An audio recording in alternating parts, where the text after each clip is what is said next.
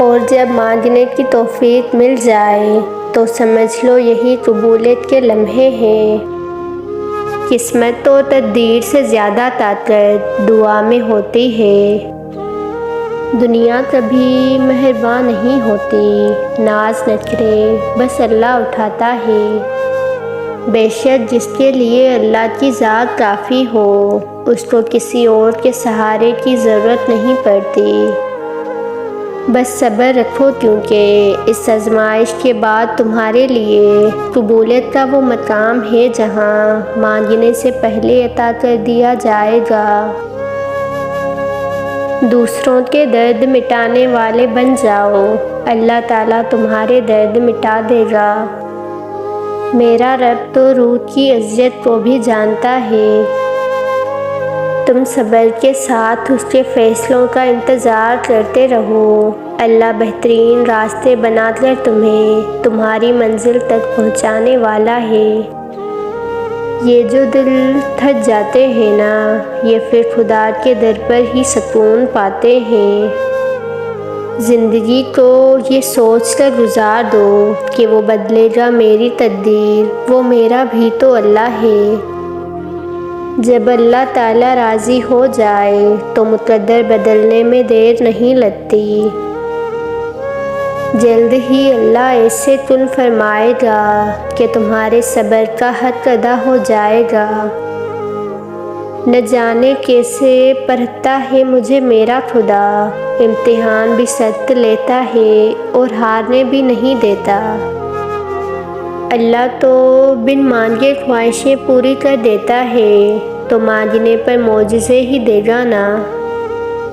جب اللہ نے مجھے دعا مانگنے کی توفیق دی ہے تو وہ میری دعاؤں پہ کن بھی ضرور کہے گا۔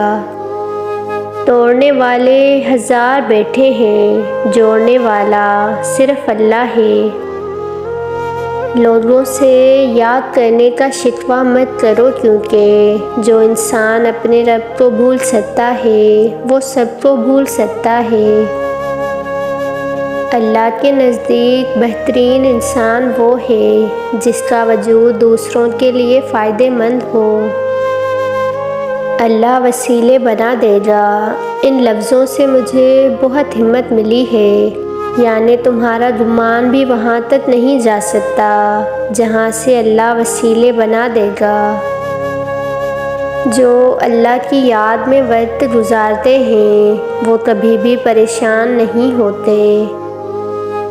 صبر کر لو، یہ سوچ کر کہ جو ہو رہا ہے اس میں اللہ کی مصلحت اور تمہاری بہتری ہے۔